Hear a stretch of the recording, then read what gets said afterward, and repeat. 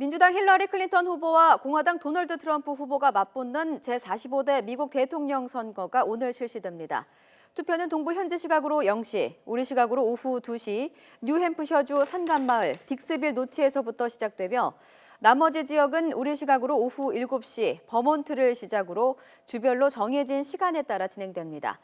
투표 마감은 우리 시각으로 내일 오전 9시, 버지니아주 등부터 오후 2시, 알래스카를 끝으로 모두 종료됩니다.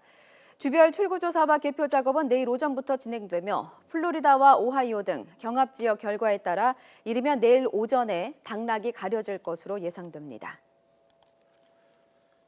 이번 미 대선은 우리 국민에게도 어느 때보다 큰 관심이 쏠리는 선거입니다. 어떤 점을 특히 주목해서 보면 더 흥미로울까요? LA 김기봉 특파원이 정리했습니다.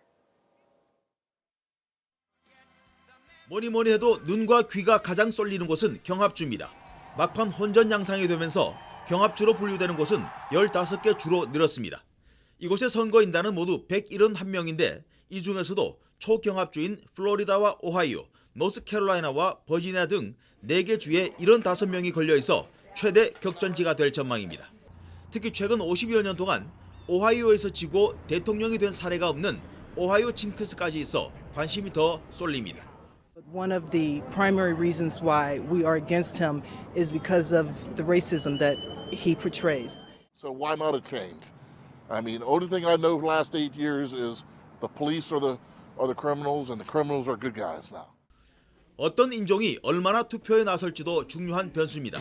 이번 대선 유권자의 비율은 백인이 69%, 흑인과 히스패닉이 각각 12%, 아시아계 4%로 지난 2000년과 비교하면 백인은 9%포인트 준 반면 히스패닉이 4%포인트 늘었습니다. 힐러리에게 유리해진 인종 비율이지만 사전 투표율을 보면 백인 참여율이 훨씬 높아져 본 선거의 투표율이 관건입니다.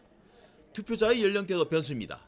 80년대 이후 태어난 이른바 밀레니얼 세대가 5, 60대 베이비붐 세대수를 넘어선 이후 처음 치러지는 대선인 만큼 젊은이들의 표심이 중요합니다.